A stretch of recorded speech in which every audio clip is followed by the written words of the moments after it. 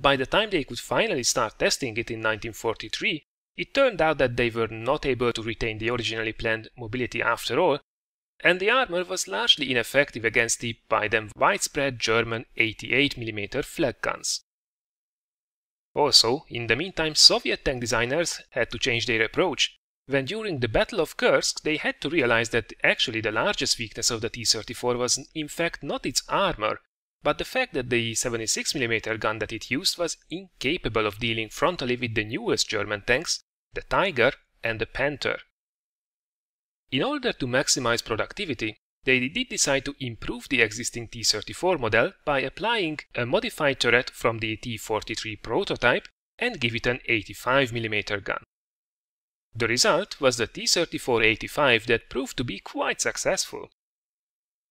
While the German forces had no trouble taking them out head-on, until they could get the job done, the Red Army really didn't care if they were knocked out by the dozen. They could manufacture them by the hundreds after all. Just to give you an idea about the differences, the German industry that put the weight on superior, newer designs could put about 300 Panthers on the Eastern Front by mid-1944, while at the same time the Soviet mass production was churning out 1,200 T-34-85s every single month. Quite impressive, isn't it? But history lessons now over, let's continue by jumping straight to the numbers. Starting straight away with the gun, you have the staple Soviet 85mm tank gun at your disposal, which gives you quite a good punch with 180 average damage, but is a bit lacking in penetration with only 144mm of average pen. Now it has to be said that while this falls behind your Tier 7 competition, this will still be plenty for when you can actually play a solid flanking medium role. It really only struggles when you get jumped by higher tier mediums or if you try to engage heavies from the front. For those occasions, it's highly advised to bring some APCR rounds as well that have a much better 194mm at their disposal. What's a definite positive is that your rate of fire is actually fairly alright as well with over 11 rounds a minute, meaning that if you can pen your shells, with the good alpha damage you can actually rack up quite some damage quickly.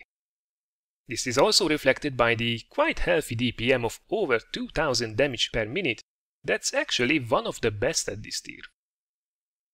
Now the other thing that's a little bit of a downside is actually the accuracy. While 0.35 meters is not exactly horrible, it's not as sharp as the other T7 mediums, and the bloom that you get from moving is actually worse than average as well. At least the aim time is on par with the others at 2.2 seconds, and gun depression is overall quite alright as well with 8 degrees. Moving on swiftly to the protection, you have 1100 hit points, which is somewhat on the lower side, although most of the other Tier 7 mediums have quite similar HP as well. As for the armor itself, it's a bit middle of the road really, considering its competition, but at the end of the day you really shouldn't expect miracles. The turret has 90mm of armor all around, with some unfortunate weak spots on the turret cheeks on both sides. Here about 100mm of pen will be able to go through of it frontally, and alternatively a well-aimed shot at the cupola can already get through from 90mm onwards. The sides of the turret are actually quite nicely angled, so if you shoot it frontally there, it will most often be an auto bounce. The hull isn't amazing either with only 75mm all around, although it's actually quite nicely angled in places. Like in the front for example, so the upper plate has actually about 110mm of effective armor.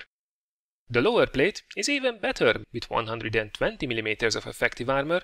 The sides however are totally flat and without any spaced armor, so this is actually the weakest part of the machine, with the bare 75mm of protection only.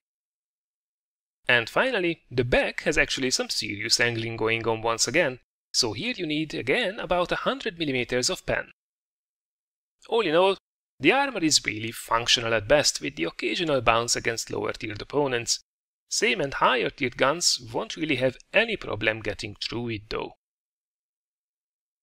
Next up, it's the mobility, and once again we are kinda middle of the road really. The top speed limit of 51 km/h is quite nice, but it's also kinda expected as well.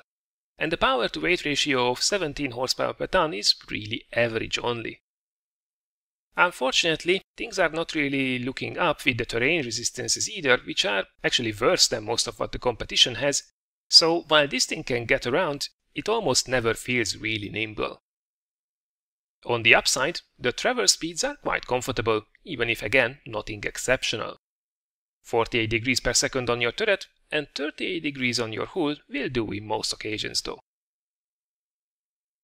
And finally, the camo values, while not available on TanksGG, are actually almost the same as on the KV-13, so it's decent, but nothing light tank-like, of course. View range and radio range fall behind the competition, however. The 370 meters view range is still not too bad, but the under 550 meters radio range is a bit embarrassing really at tier 7. So, just to sum it up, what do we have then with the T-43? A decent, overall quite well-rounded medium without any major strengths or weaknesses really. It didn't leave much of an impression on me, especially after coming from the T-34-85 that can be a real beast at its tier. It's not bad though, so just stick to the usual medium role, meaning flanking and supporting, and you should do just fine in it. Equipment-wise, the gunrammer and Vance combination is pretty standard and highly suggested. The third slot is a bit more debatable.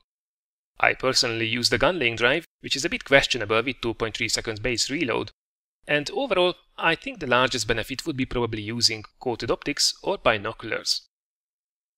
Crew skill wise, I would highly suggest starting with 6th Sense, Snapshot, Smooth Ride and Wet Stowage, followed by Brothers in Arms for the second skill, and then working on view range skills like Situational Awareness or Recon, Clutch Braking, and probably also you could think about throwing in some repairs. So, overall not so impressive you might say? Well, that may be the case, but that doesn't mean that you can't get some damage done. Check this out. Alright, so here we go, T-43, Roomberg standard match. And looking at the matchmaking, oh my god, what fresh hell is this? Well actually, it's really a good news bad news kind of situation. Good news is, we are top tier, yay! The bad news is, well, there are 23 heavy tanks in this match. Both of the teams have exactly one medium, which is us on our side, 2 SPGs, and actually we have one more heavy, and the enemy has a Jagdpanther. Now probably, while it's a city map, artillery will have a field day if they know how to position themselves. Ourselves, we have to play this carefully. So what do? Well, we can't go to the city, it will be swarming with heavy tanks. And the corners will be super busy as well, so supporting the heavies directly will be a little bit tricky. Now what I decided to do is, I will go and try to spot this upper little village right from the zero line while carefully moving forward to see if there is any heavy push coming on this side as well, or if most of the heavies will go to the city, in which case we should have some free reign here. The plan is, if I don't see any real opposition, and so far quite a lot of the heavies have been already spotted in the city, then we can move to the E line and shoot down into the city while also remaining in artillery cover. So far it's quite quiet, which means we can slowly start to progress forward, although I have to say I usually do this a little bit too early, it's just the patience gets me most of the time. But I'm here to shoot some tanks, so let's get some things going. Now it will be really important that I get the sides of these heavies, and shooting right from here, from behind that corner house, where you also have some bushes for some extra protection, is actually a really nice thing to do. There we go. And with a bit of luck we should have the sides of some heavies really soon. Also, if you don't move too forward as I do right now, you are even in artillery cover, so that's a pretty strong position. But suddenly, base camping tiger. Oh boy, He just bounced a lucky shot there. Quick returning fire, but we have to get off the radar as quick as possible. There are 2 artilleries on the enemy team, and we are pretty much the only visible target for them that's not in the city. So I think they would be quite interested. Now I started to move forward, but then I realized, what the hell am I doing? Really? I should be going up, get into a better position while remaining unspotted, and then continue with my plan to snipe into the city. I must keep my health, I must remain undetected, and I must shoot their sides. I don't have any APCR in this match, so it has to be all skill. Oh, and that's a very unfortunate. Ah yes, tracked sideways on. He should still be there with a little bit of luck. And indeed he is. Can we finish him off? Nice, that's 1 heavy tank down. Only a couple dozen more to go. Seems our base camping friend decided to move down as well, and then suddenly the enemy T-43 pops up behind us now. That guy didn't spot us until now, but I think he did now. So let's move. It's the move and shoot kind of basic tactic. Hopefully dodging some return shots. And actually we have managed to dodge all of it. Now that guy tries to shoot on the move. That's something that this machine is really bad at. So the slowly moving forward, aiming and shooting will be a lot more effective, but you will still miss occasionally, than if we would be just clicking the auto aim on and then trying to hit him on the move. Won't happen, don't go there. Right, so enemy medium is down. Luckily we have also not been sent into oblivion by an artillery shell. However, we are down by 4 tanks, and that's really not good news. Now, we have the back of the IS, we managed to snipe on him. We have to take this guy out so we can go and help the others in the city. I will take a shot here, which is fair enough. Can I track him? No, but I get a really nice campfire going. That's what we like to see. Burning heavy tanks. Nom nom nom. Now I actually missed an opportunity here. You can shoot between a lot of these houses on Rumberg, and these two are no exception. Instead I try to get a cheeky shot in here in the beginning. Not quite.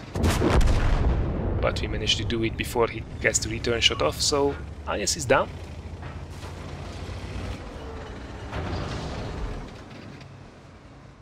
Now, sitting here could work if we keep our distance, but why take chances when we can just advance a little bit closer so we can have also better shots and use these bushes on the road. And this is something that you might have seen also in one of the Good or Bad series. The Tiger P, lucky for us, gets tracked, and that means now we should have plenty of time to double track him as well. And with the rate of fire, remember the base rate of fire is over 11 rounds a minute, we can keep this guy tracked and sideways onto us even if we miss one shell. And there we go. And that poor guy can do nothing. And we can take all his health without being really in danger ourselves. In the meantime, the heavies did some really good work in the city as well. So we are actually now going by 1, but as I say that, it was a little bit too early. The T-29 takes out one of the Tigers, and that means we are still neck and neck. Luckily it's only 1 heavy tank left, and the 2 artillery are still up and running. Now, where could that T-29 be? The Tiger P didn't spot him, so there is a really good chance that he is coming down that narrow road where all the enemy heavies died, and that he will pop out on this corner quite soon now. I did mistime it. The plan was to quickly spot him, then make sure that I can get some side shots going, but I mistimed my movement and I got spotted and caught out in the corner.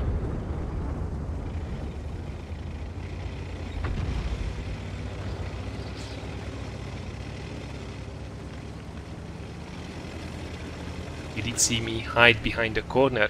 There is really no reason to move forward when he's aiming there and take another shot in the face. We can just leave him to our comrades, who can finish that guy off. Don't take unnecessary chances, this game is still not won. We are hunting artillery, and it would be really a shame to lose because we get blasted by them. There is a really good chance that they will still be in base because, hey, it's artillery.